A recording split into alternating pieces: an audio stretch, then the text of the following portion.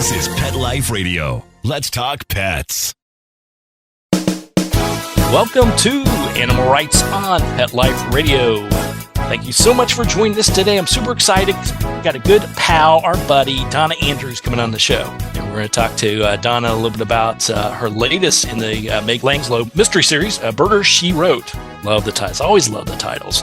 So we'll talk to Donna a little bit about the latest book, what's coming up next, and then, of course, we'll pick her brain a little bit about how she became such a fantastic writer of these mystery novels, and what does it take for everyone to learn how to be even a fraction of good as Donna does it. So it's going to be a great show. We're looking forward to it. Everybody, just hang tight. We'll come back right after this commercial break. You're listening to Animal Rights on Pet Life Radio. Take a bite out of your competition. Advertise your business with an ad in Pet Life Radio podcasts and radio shows. There is no other pet-related media that is as large and reaches more pet parents and pet lovers than Pet Life Radio. With over 7 million monthly listeners, Pet Life Radio podcasts are available on all major podcast platforms. And our live radio stream goes out to over 250 million subscribers on iHeartRadio, Odyssey, TuneIn, and other streaming apps. For more information on how you can advertise on the #1 pet podcast and radio network, visit PetLifeRadio.com/advertise today. Let's talk pets on PetLifeRadio.com. Welcome back to Animal Rights on Pet Life Radio. Join us now is New York Times bestselling author of Roundup of the Peacocks and a whole host of other best-selling books. Of course, we're talking about our good friend Donna Andrews. Donna, welcome back to the show. Hi, thank you for having me. Oh, it's always exciting to have, and I love when the books come across because obviously everyone loves the mystery series, the Meg Langslow Mystery Series, and of course the titles. I always had to ask you about how those titles came about, and the latest is the title is Murder, She Wrote. I love it. I love it. So, Donna, tell us a little bit about the latest mystery. What can we expect in the everything going on with Meg and the gang? Yeah, well, in this book is a summer book. So Meg is, as the book begins, she thinks she's going to have a little bit of hammock time, a little time to relax. Little does she know that her father wants her to help install a new batch of bees in his beehive. She has, in addition to being a blacksmith, she has a part-time job as the mayor's, she calls it the mayor's special assistants in charge of nuts and nuisances. Special projects is the official title, but whenever there's a problem, the mayor sends her out to deal with it. And they've got some neighbors that are feuding. And her grandmother is going to take her out. A couple of books ago, I added some Pomeranians to the cast of characters, the animal cast of characters.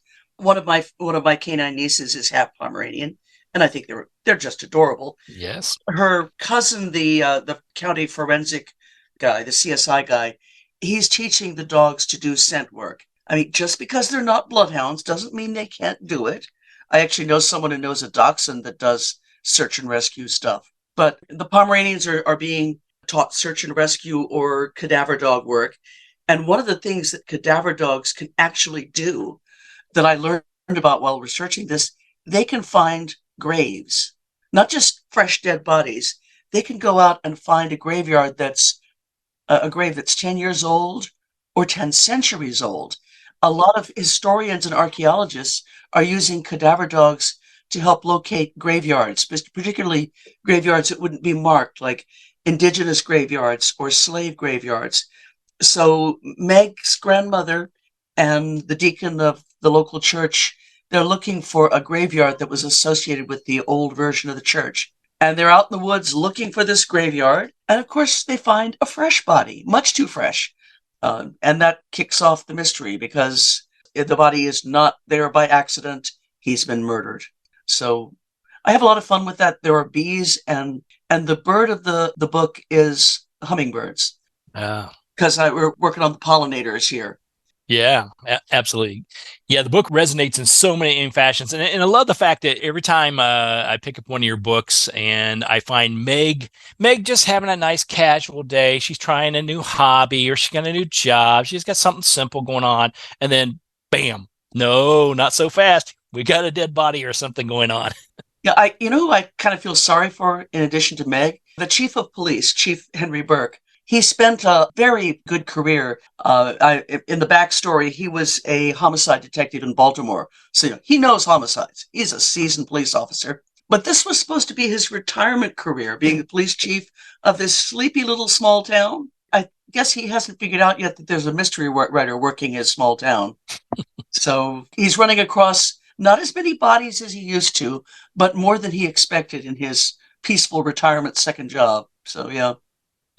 Absolutely, and I love how you blend all the different characters, the different animals in the book, and as I mentioned, so many of them resonate. Of course, Pomeranians first resonate. I will tell you a real life quick story about me.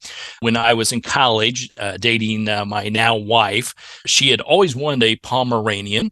And at the time, I'd lived in dorms for a while. Then I lived in a fraternity house. And then I finally got my bachelor pad, my single pad to finish out my college days. It was a real terrible place, but I could afford it. And the very next day, we just happened to go out on the town, just hitting some shops, killing some times. We went to the pet store as always. And being the guy, I turned the corner and said, "Hey, isn't this a Pomeranian?" Not knowing, yes, yeah. So I should have known. Guys always think like 3 days too late, and next thing I know, I've got a Pomeranian and all the gear in my bachelor pad. So I got to enjoy my little place in college by myself for one night, and that was it. And they're delightfully feisty little dogs. Maple, the half Pomeranian, she is afraid of nothing. She chased 2 deer out of the yard yesterday when she was visiting me. She's my canine niece. I don't actually have pets. I was thinking of getting a dog, and now I realize that Maple would get so jealous. If I showed up with another dog, she would not be happy. So I don't think we're getting a dog anytime soon. Yeah, you'd have to get her approval ahead of time. I learned that a long time ago. Get the stamp of the approval of the smallest dog, and then maybe you got a half a chance. That's my rule of thumb. She's possessive, yeah. For sure. So it's interesting, I find that these stories are always fantastic and trying to dig into, I don't want to give away the whole book, but digging into the mystery itself. And as I mentioned before, this sort of just stumbling upon these things, because you wouldn't expect in small town America, where Meg and the gang live, that there would be that much excitement, let alone a murder mystery to solve. Yeah, in the mystery world, we call it the Cabot Cove syndrome, after Jessica Fletcher's town. Mm-hmm. And the fact that they never figured out, everywhere Jessica goes, there's a dead body. They never figured out that she's the serial killer, Jessica Fletcher, in Murder, She Wrote. Yes, absolutely. No, it's one of those things about which I practice willing suspension of disbelief. That at some point, someone, maybe the FBI, would be saying, wait a minute, what is the murder rate doing spiking in this tiny little town? Let's go figure this out. But the fact that, yes, we had a murder last year and we're having another murder this year, and it doesn't happen that often in a small town, that's one of the things we kind of expect the reader to just accept. Along with the fact that I'm not killing off Spike, the small evil one. This is the dog that has been in the series since it began over 20 years ago. I'm sorry. It's completely implausible that Spike is still alive. I'm not killing him off. I'm not getting rid of Meg's grandfather either. I'm doing what's called Peter Panning them. So they just stay around. If you need a logical explanation, there's actually vampirism rampant in Caerphilly, and Spike was bitten. He's never going away. I love it. I love the justification. Because as a successful author, a writer of the mystery series, you can't kill off the fan favorites. You can't kill off the ones that the people have come to expect to be there. They want to see the new characters. They want to see the new animals, the new people come in, etc. But there are certain characters that, if you're very smart, you won't kill them off. Or if you do, then in the hullabaloo comes about, then you mysteriously bring them back to life somehow. Yeah, I did a survey, a reader survey. It was years ago, maybe 10 years ago. And I not including Meg, because if she's not your favorite, I don't want to hear about it. But apart from Meg, who's your favorite character in the series? And ironically, Meg's dad came in first, followed by Spike, the small evil one. Her grandfather hadn't been in the series that long. I think he would have rated higher. Grandfather was a lot of fun to work with because he's an environmentalist, a zoologist. He's always going out and rescuing endangered species or taking down corporate polluters, or he breaks up dogfight rings. any kind of harm to animals, he's out there pitching, which makes him a really good person to have around. For one thing, he kicks off some of the plots. And for another thing, it just gives me a wonderful way to bring more animals in. He runs a small private zoo, and whenever things get quiet, we take people out to the zoo. And yeah, I actually had a lot of fun in one of the books where I had a chase scene going through the zoo and ending up in the habitat of not of a particularly mild-mannered animal. So that was kind of fun. But yeah, he's great for bringing in the obscure animals. In this book, he's mostly working with the bees and the hummingbirds. And if you've ever been in a place where brand new McMansions full of city people are juxtaposed with working farms, and the city people haven't figured out that fresh air they're so excited about sometimes smells like manure, and that peace and quiet they get in the country is going to be interrupted at dawn by the roosters at the nearby chicken farm. And that view, that beautiful pastoral view, might contain a pig wallow. So a lot of the book arises from the conflict between the working farmers of Caerphilly County and a bunch of people who are not from around here, as we say. Source of tension and one of the possible motives for the murder. Absolutely, without giving it away there. It's so true to life, though. I mean, I find that. I mean, we were at one point, we had a home here in the city, not in a big city, but, in one of the burbs, living in one of the suburbias. And then up the road ways, about an hour away, we had a nice little mountain home. And the scenery, everything was totally different. The pace, everything was totally different. One was faster paced, one was slower. One had more noise, one didn't. But there was always noise or things going on in each place. So it's just like you said, do you substitute the kids playing and the cars going by with the rooster crowing and the shotguns blaring and the farmer doing his thing at the crack of dawn, which I'm not a crack of dawn person. I will say that for sure. Dawn is crack around here. Dawn, noon is allowed to crack. Dawn is not allowed to crack at my house. That's it. I would make a terrible farmer. That's it. Yeah, I would too, for sure. Talking about the animals and coming into right in each of the mysteries, how do you determine what route you're going to take with it? I mean, is it a matter of you have an idea of what the next thing should be and the characters and the animals that should be part of it? Or is there something that catches your fancy? Maybe it's part of a news story that's going on and you pull that's interesting to you. How do you sort of decipher all that and decide, okay, in this book, I think it should be focused with some hummingbirds, some bees, but we also have a couple new characters, etc. It varies. It varies from book to book.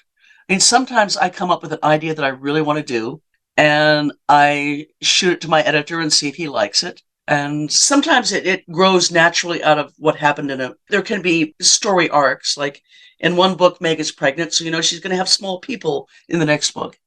The most basic thing is that I come up with a situation that interests me, a situation that could give rise to humor and homicide. One of the things that I've discovered is that people doing something that they're passionate about that looks a little strange to the outside world is a really great way to start off a book for me. I've had a book with Revolutionary War reenactors and rose growers, and another book took place on a cruise. I look at a situation where there's people who are thrown together in some kind of activity that funny things will happen, but there's going to be tension between some of the people. For example, for the book that comes out after Murder, She Wrote, which will be called Let It Crow, Let It Crow, Let It Crow. I should probably say, Let It Crow, Let It Crow.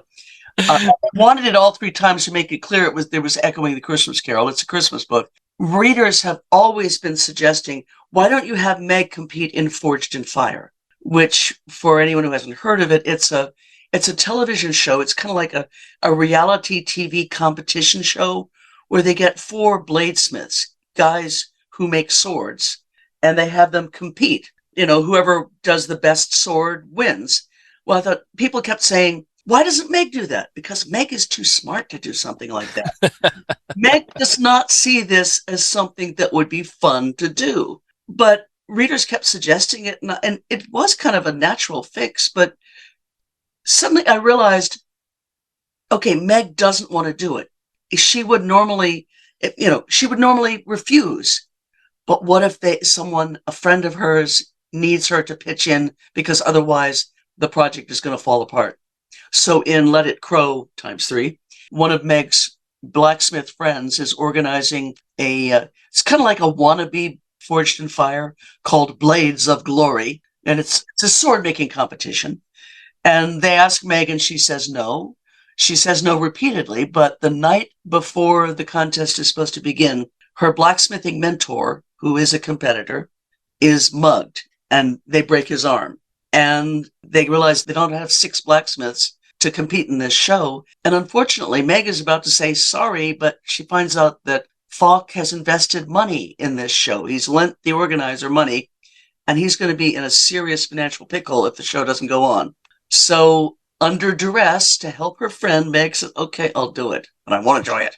and it was a lot of fun because if you can imagine, it's a show about blacksmiths, and there are women competitors in Forged in Fire, but not a whole lot. And so I figured it'll be Meg with 5 big, burly, bearded, tattooed guys.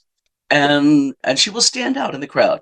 So that was kind of fun because I figured out a scenario that I could do something that fans had been asking for. And my editor loves blacksmithing. He always likes it when I could put more blacksmithing in the book. And so I think, okay, what can I do to up the fun quotient? And I realized, what if the contest is taking place out at Ragnar's farm? Ragnar is a retired heavy metal drummer who made a fortune from his music and is now converting a fancy estate outside of the town into basically a Gothic castle, complete with turrets and a moat, and it's kind of fun. So that'll be fun. We'll set the contest there. So I get enough elements and shake them up in a bag until I realize I've got enough stuff to have fun with, to make people laugh, but also there's tension. I mean, tension and people with secrets, because if the only person in a mystery who has a guilty secret that they're trying to protect is the actual killer, you probably got a short story rather than a book. A lot of times the fun is not just finding the killer, but opening up all of these boxes and revealing all the secrets. I mean, someone can be trying to hide the fact that he's a killer. Someone else is trying to hide the fact that she's wearing a corset to keep her stomach in. And someone else might be hiding the fact that he's been diagnosed with a serious disease and doesn't want people to worry about him. And someone else might be hiding the fact that he's a closet watcher of true crime documentaries and he doesn't want to admit it. Everyone has secrets, and the fun is you get a bunch of people who have secrets that they're willing to lie to the police about, and then you've got enough plot to keep the reader amused. So yeah, I look for a situation that with both humor and homicide. I look for more than one guilty person, even though there's only one murderer, more than one guilty person. And then I turn Meg and her family and friends, including all the livestock, loose. Meg's home menagerie, last time I checked, includes 2 flocks of 2 different breeds of chickens, 2 feral barn cats, 5 llamas, 4 resident dogs, 5 dogs that often come for several of the dogs, the 7 Pomeranian puppies were all adopted locally. And when their owners don't want them to be left alone at home, they drop them off at Meg's house to play with the other dogs. So at any given moment, Meg is surrounded by critters. There's also her grandfather's zoo. People keep saying, you should do a map of the zoo and a map of the town. I mapped it out, then I can't add something that I want. If I'd mapped out the town the first time I went to the fictitious Virginia town of Caerphilly, I wouldn't have put a zoo in there. But later on I said, oh, there's a private zoo. Yeah. Which Meg's grandfather bought at the end of one of the books. So I'm always looking for a way to add in more fun bits. So yeah, and I love the fact that you obviously the huge fan base that you have gives you ideas, things that they beat the drum on that they want to see, but also you put out the request, hey, what do you guys want to see? What do you want to hear? Who should we keep around? Who should we kill off? These type of things. I'm sure they're not bashful about any of that. And you tie it all together in a nice little tidy bow with a fun little title to the book, like Murder, She Wrote. And sometimes the title comes first and I invent a plot to go with the title. And sometimes we have to work like dogs, me and my editor and other brains at the publishing house. Sometimes I remember when I was doing the book that ended up being called Die Like an Eagle. I wanted to call it either Eagle Rights or Eagle Opportunity, but neither of those sounded murdery enough. So we ended up with Die Like an Eagle, which Right. Die Like an Eagle. Yeah. Absolutely. That one too. Yeah. Absolutely. All right. Well, we're going to take a quick break. We'll come back right after these commercials. We'll continue our conversation with a fantastic friend and author, Donna Andrews, and talk to her a little bit more about her writing styles and how she ties it all together in a bow, like I mentioned before. So everybody hang tight. We'll come back right after this commercial break. You're listening to Animal Rights on Pet Life Radio. Hi, this is Tim Link, animal communicator and pet expert and host of Animal Rights on Pet Life Radio. Have you ever wanted to know what your pet is really thinking? Do you want to find out if they truly understand what you're trying to tell them? Ever wish you could build a better understanding and closer relationship with your pet? Well, now you can. Learning to communicate with animals is a 4-part on-demand workshop. In the workshop, you'll learn the essential techniques that are necessary to communicate with animals, including what is animal communication, breathing correctly to achieve the perfect state to communicate with your animals at a deeper level, using guided meditation exercises and method to communicate with animals, and how to send and receive information from your animals. So if you're wanting to learn how to communicate and connect with your animals at a deeper level, visit PetLifeRadio.com/workshop and purchase and download Learning to Communicate with Animals. You'll be glad you did.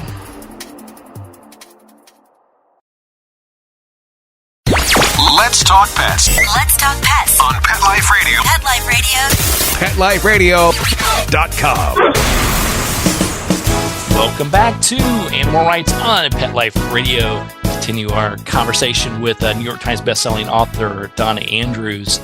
Donna, when I get a copy of the book, and I love so many things about it, and even though we have some of the main characters in here that we come to know and love, like Meg and the gang, there's always some new twist to it. The writing of all this, I know that you put out at least a couple of books a year. Is that correct? They usually have me on a 2-book-a-year schedule. They've decided my books are great for summer, a good beach read. So it usually comes out in July and August.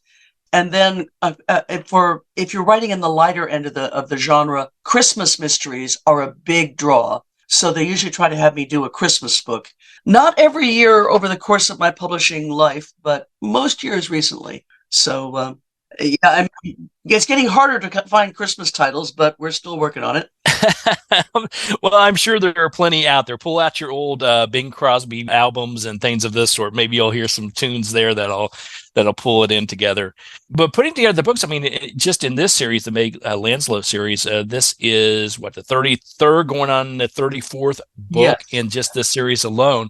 It always fascinates me how you keep not only the momentum going. I can understand that because you got great characters and great mysteries to solve. There's probably a plethora of things you want to tackle, but how do you keep it on schedule? And then once you get it out there, how do you know what you're talking about next? I guess what I would say, because I imagine you're working on the next summer book by now. Yeah, I'm over halfway through the next summer book, which will be called Between a Flock and a Hard Place. I think I got that approved in record time because I also I said, can we call it All Flocked Up or What Flock or maybe Between a Flock and I went for Between a Flock and a Hard Place. Yeah, it's safer move. It gave me complete freedom as long as the bird of the week occurs in flocks. I could use any bird I wanted. I'm a bit of a planner. I don't outline as obsessively as I used to, but I have figured out, squeezing in writing 2 books in a year, I have to kind of like plan ahead. So I work with a spreadsheet. I know it sounds terribly uncreative. I'm a Sagittarius with a Virgo moon. So I let my Virgo side do the organizing so my Sagittarius side can play. So I set up a spreadsheet and I figured it out. I've got it down to an art now. I know when I need to start each book if I'm going to finish it in time to turn it in. I like to finish the first draft about a month to 6 weeks before the actual day I have to turn it into my editor. And so I work back from that. And, I know months in advance that I need to finish my planning so I can start writing on this day. And then I work with the spreadsheet. I write normally. I try to keep it so that I write Monday through Friday. I get the weekends off to rest, to research, to sponge, or if I fall behind, to catch up. I like the spreadsheet because one of the tough things about writing, you can't write a book. You can only write that portion of the book that's in front of you at that moment. I mean, it's even hard to keep a whole book in your mind, which is why outlining works well for me. But the great thing about having my daily quota is as long as I finish that little quota that's assigned in the spreadsheet for the day, I'm allowed to consider that day a success, no matter what else went wrong, and I'm allowed to play. Or if I'm feeling inspired, I might put some in the bank for a day when I'm not feeling inspired. But when dawn cracks, or when noon cracks, more likely, I sit down at the computer, I call up my spreadsheet, and I make sure it's set for the day. I've slotted in my total for yesterday. I know how much I have to write today. And then I call up, whatever piece I'm working on. I don't necessarily start on page 1 and write through to the end. If I feel, one of the benefits of planning is that if I feel inspired to write a scene that happens late in the book because suddenly I realize how it's got to work, I can hop ahead and write that. As long as and that's one of the things when I'm having trouble getting moving, I'm not feeling inspired today, but that doesn't mean I'm not going to write. It just means getting started is going to be harder. So I will, on those days when inspiration escapes me, I try to think ahead. Is there a scene? Oh, I think this scene would be fun. Let's do that scene today. And, I work on whatever scene is like, in other words, I figure out whatever vulnerable part, whatever part of the outline I can work on today. And I keep working until I've done X number of words. And it sounds boring and it sounds methodical and routine, but it works. It's the solid structure that you use to support your creativity is having a plan and having a routine of sorts. So, yeah. And I know that if I turn out my quota every day, and right now my quota is about, when it's working well, I write 1,500 words a day, which is about 6 pages, Monday through Friday. As long as I get my 6 pages done, I can rest. And I know that I'll come out of the end of that period with a draft. It may need revision and polishing and editing, but I'll have a complete draft. And that as long as I do this tiny thing today, I'm on track for the big ending. That's very satisfying. Yeah, absolutely. And I love it. I mean, the planning part of it is fascinating to me in the fact, because I'm not a planner. I will say that when I write, I fall back to my college days of, that test is tomorrow. Maybe I should get started.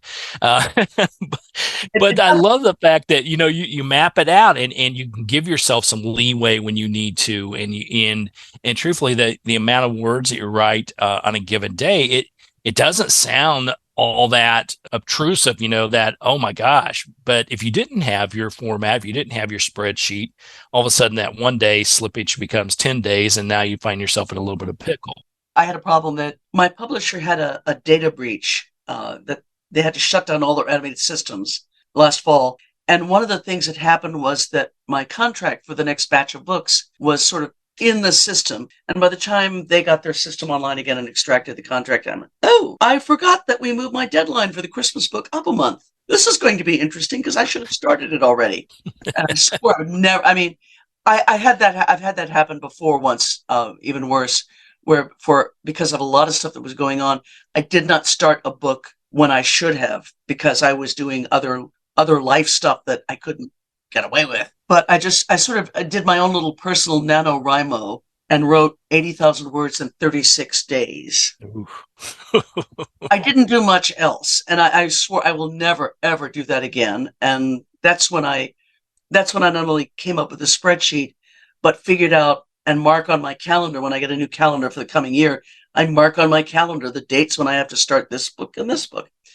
It doesn't always work out. The planning doesn't always work out as well as I think. And at least every other book, I reach a point where I look at my outline and realize that it's not exactly the words that are on the paper, but the words on my outline at that stage of the plot are a fancified way of saying, and then Meg finds some clues. At which point, that's not enough of an outline to work from, Donna. So then I go back and do a little bit more outlining and figure out, and it's not a big problem because a lot of times as I'm working along, I don't stick to my outline slavishly. If in writing, I think of something that's better than what was in my outline, I roll with it.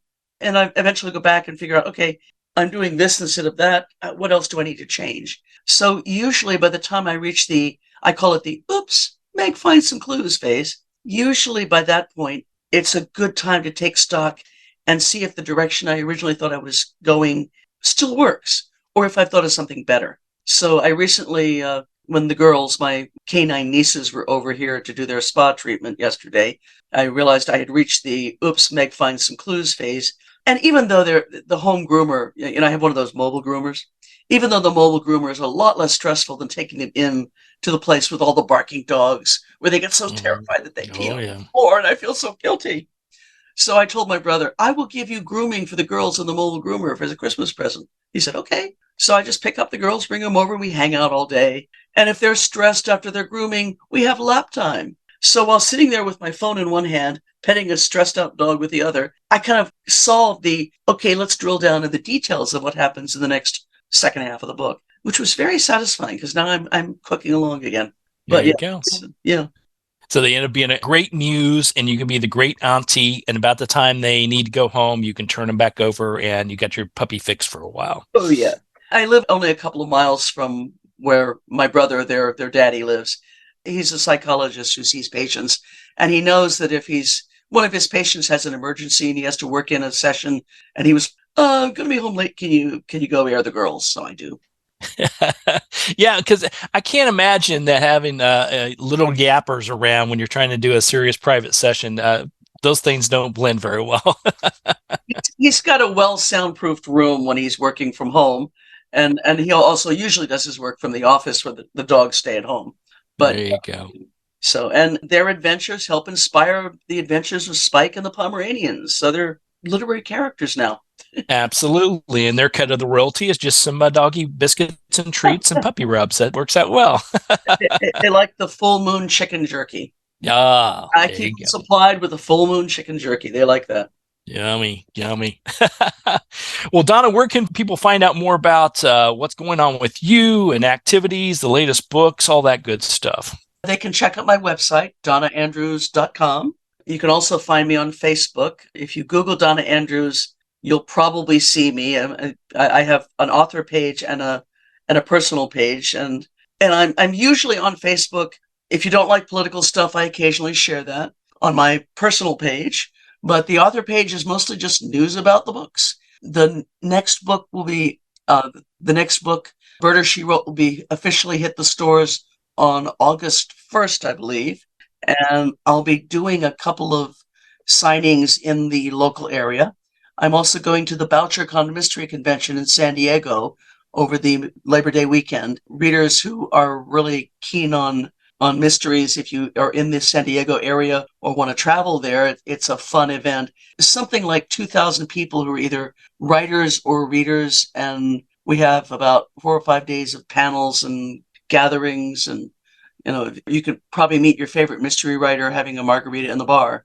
Absolutely. That sounds like a good plan. And you're in San Diego, so it's a win-win-win. And there's a couple of good critter places out there too with the zoo and everything. So that sounds like a fantastic trip. I might be trying to get some time.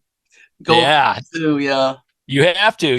It's one of my favorite places around that whole San Diego area, and catching all the critters. So have fun out there for sure.